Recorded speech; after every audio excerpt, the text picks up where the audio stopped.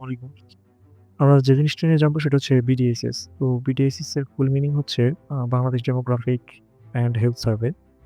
তো এই বাংলাদেশ ডেমোগ্রাফিক এবং হেলথ সার্ভে মূলত ৩ বছর পর তারা হচ্ছে একটা ডেটা কালেক্ট করে এবং সেটাকে বলতেছি আমরা হচ্ছে Bangladesh demographic and health survey data, মানে বিডিএসএস ডেটা।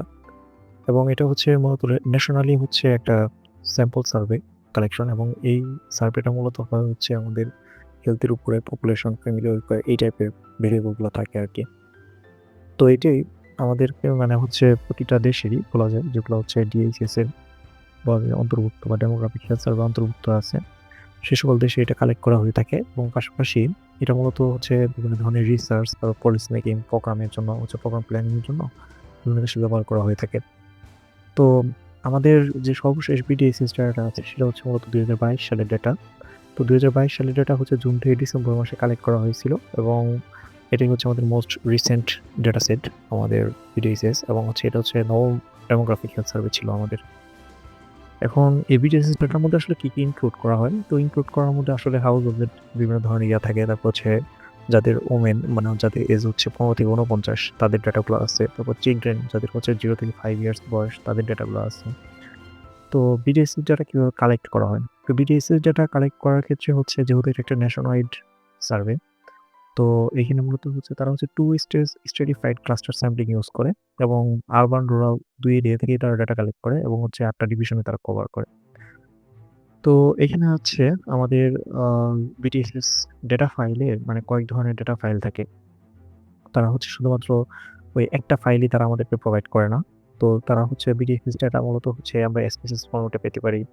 তারপর হচ্ছে স্ট্যাটা ফরম্যাটে পেতে পারি অথবা সিএসভি ফরম্যাটে পেতে পারি এবং পাওয়ার পরেও আমাদের হচ্ছে বিভিন্ন ধরনের ডেটা ফাইল থাকবে। তো সেখানে আমাদের যদি এইচআর লেখা থাকে তাহলে সেক্ষেত্রে বুঝতে পারি যে সেটা হচ্ছে একটা হাউস হোল্ড রেকর্ডের ডেটা এবং আইআর থাকলে হচ্ছে ইন্ডিভিজুয়াল রেকর্ডের ডেটা। কেয়ার হচ্ছে মূলত চিলড্রেন্স যেটা হয় চিলড্রেন্সের ডেটা। আমাদের এই যে এনার্জিটা আছে সেটা হচ্ছে প্রেগন্যান্সি এবং পোস্টনাটাল কেয়ার টাইপের ডেটাগুলো ওই ফাইলের মধ্যে আছে। তো এইভাবে হচ্ছে আমাদেরকে একটু বুঝে নিতে হবে। এটা আপনারা সেভ করে রাখতে পারেন। তো এর পরবর্তীতে যে জিনিসটা সেটা হচ্ছে যে আমাদের বিডিএসএস ডাটা আসলে কিভাবে ডাউনলোড করা যায়। তো বিডিএসএস ডাটা ডাউনলোড করার জন্য আমাদেরকে ডিএসএস প্রোগ্রামের যে ওয়েবসাইটটা আছে সেই ওয়েবসাইটে যেতে হবে। সেখানে একটা অ্যাকাউন্ট খুলতে হবে। অ্যাকাউন্ট খোলার পরে হচ্ছে আপনার যেকোনো একটা টাইটেল দিয়ে মানে আপনার রিসার্চ টাইটেল বা যেকোনো একটা টাইটেল দিয়ে আপনি হচ্ছে সেখানে একটা রিসার্চ সাবমিট করবেন। মানে হচ্ছে প্রজেক্টের রিকোয়েস্ট সাবমিট করবেন। তারা হচ্ছে মূলত ২৪ থেকে ৪৮ ঘন্টা সময় নিবে এবং ২৪ থেকে ৪৮ ঘন্টা পরে আপনার মূলত হচ্ছে যেকোনো একটা ডাউনলোড করে নিতে পারবেন। তো আমরা যদি ধরেন যদি এটা ডাউনলোড করতে চাই, ধরেন Chrome এ চলে গেলাম। গিয়ে হচ্ছে আমরা বিটিএসএস ২০২২ ডেটা এটা লিখে সার্চ করলাম এবং যদি এখান থেকে এটার ভিতরে যাই, যাওয়ার পর আমরা দেখব যে এই যে এখানে আমাদের যে ডেটা ফাইলগুলো আছে। এখন এটাকে ডাউনলোড করার জন্য আমাদেরকে লগইন এ যেতে হবে।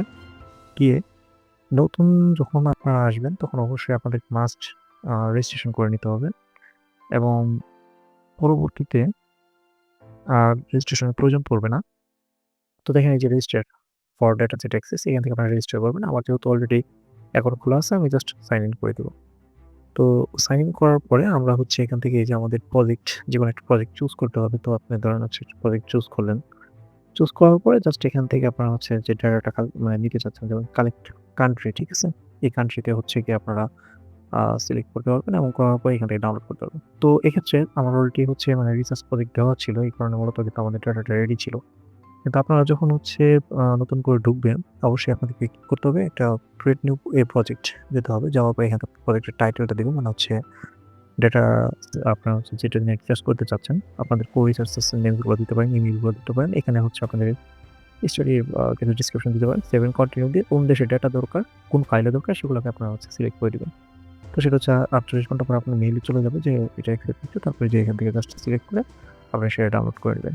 তো এই হচ্ছে মূলত ডিএসএস প্রোগ্রামের ডেটা। তো অলরেডি আমি এবিডিএসএস এর যে ডাটাটা আছে আমাদের ২০২২ সালে সেটা আমি আমার মানে হচ্ছে ইয়েতে দিয়ে দেওয়া থাকবে। ভিডিওর সাথে লিংকে দিয়ে দিব। এই যে বিডিএসএস ২০২২ এর ডাটা যেগুলো আছে এগুলো হচ্ছে আপনাদের জিপ ফরম্যাটে দিবে, এরকম জিপ ফরম্যাটে দিবে। তো জিপ ফরম্যাট থেকে এটাকে চাইলে আপনারা হচ্ছে এই যে এক্সট্রাক্ট করে নিবেন। এক্সট্রাক্ট করার পরে এরকম একটা ফাইল পাবেন। পাওয়ার পরে এই যে দেখেন এখানে অনেক ধরনের ফাইল আছে BR, FW, GR, HR, IR, KR, NR, PR এই টাইপের ফাইল আছে। এই যে বিডি, আইআর, বিডি, কেআর। তো আইআর ফাইল হচ্ছে ইন্ডিভিজুয়াল রেকর্ড। আমরা চাইলে এখানে ঢুকতে পারি। ঢোকার পরে আমরা আমাদের ডেটা সেটটা দেখতে পারি। এটা হচ্ছে আমার এসপিএসএস ফাইলে ডাউনলোড করা আছে। তো আমরা এখান থেকে দেখে নিব আমাদের ডেটাটা। একটু সময় নেবে। এটা হেভি ফাইল বলা যায়। আর সাথে আমরা আরো কিছু জিনিসপত্র আছে সেটা হচ্ছে যে আমরা এই ২ টা ফাইলও দিয়ে দিব। এই ২ টা ফাইল হচ্ছে ২ টা পিডিএফ। আমরা যদি একটু দেখি পিডিএফ ২ টা ওপেন করে, তাহলে এখানে আমরা কিছু জিনিসপত্র পাবো। দেখেন এটা হচ্ছে মূলত রিভিউজ যারা কালেক্ট করছে, তো তারাই হচ্ছে মূলত এটা রেডি করে রেখেছে। এটা মূলত হচ্ছে তাদেরই একটা তৈরি করা হচ্ছে আমাদের বলা যায় রিপোর্ট আরকি, হ্যাঁ? সেই ডাটার উপর ভিত্তি করে তারা একটা রিপোর্ট তৈরি করছে। তো এটা হচ্ছে আপনার পূর্ণাঙ্গ রিপোর্ট। কারণ ৫৪১ পেজে আছে আর হচ্ছে ৮৪ পেজে আছে আরকি। এটা তো এই রিপোর্টগুলোর মধ্যে আসলে কি থাকে? এই রিপোর্টগুলো মূলত আপনার যে টেবিল আকারে তাদের যে ডেটাগুলো কালেক্ট করছে সেই ডেটাগুলো হচ্ছে বিভিন্ন ধরনের এই যে আপনার হচ্ছে ডেমো আপনার যে আ জেনারেল যে ডেসক্রিপটিভ স্ট্যাটিস্টিক্স এগুলো থাকে আরকি। ঠিক আছে? তো এগুলো লেখা থাকে। এখানে কিছু তথ্য বিস্তারিত লেখা আছে। তো এগুলো আপনারা চাইলে পড়তে পারেন বা ভেরিয়েবল গুলো সম্পর্কে ধারণা নিতে পারেন এখান থেকে। আর আমি যদি SPSS ঢুকি, ঢোকার পরে যদি আমি ভেরিয়েবল ভিউতে যাই, দেখেন আপনার ভেরিয়েবল ভিউতে গেলে এখান থেকে হচ্ছে প্রচুর পরিমাণে যে ভেরিয়েবল আছে।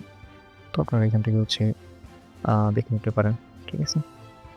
তো এক্ষেত্রে আমাদের একটা জিনিস জানতে হবে সেটা হচ্ছে যে আসলে ভেরিয়েবল গুলাতে আমাদের যেমন আইআর ফাইলে কিন্তু দেখবেন যে দেখেন birth column number, index to pregnancy history, birth order number, child is twin, ঠিক আছে?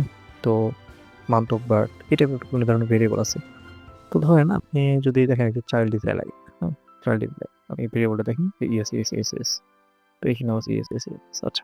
চাইল্ড ইজ অ্যালাইভ এটাই দেখেন ২০ বার আছে এখানে। ২০ বার আছে। এই যে দেখেন B5 V5 নামে যে ভেরিয়েবলটা আছে সেটা 01 থেকে 20 পর্যন্ত ২০ বার আছে।